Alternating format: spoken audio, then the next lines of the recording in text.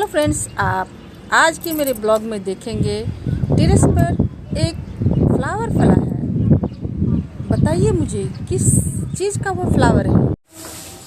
Friends, कितने सारे चिड़िया छत पे, कितना अच्छा लग रहा है।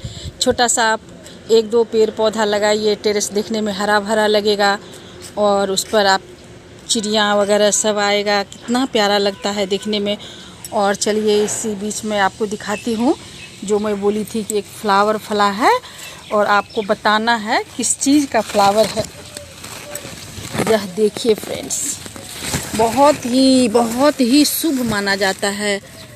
इस फ्लावर को कहते हैं, इस फ्लावर का खिलना बहुत ही अत्यंत शुभकारी होता है। तो यह देखिए और मुझे बताइए आप लोग ये किस चीज़ का फ्लावर है। यह देखिए, बहुत ही सुंदर प्यारा सा फ्लावर। तो यह देखिए कितना सुंदर लग रहा है। तो इस तरह से बेल लगा है, क्या बोलते हैं, तोरई का, वो सब तो अभी जस्ट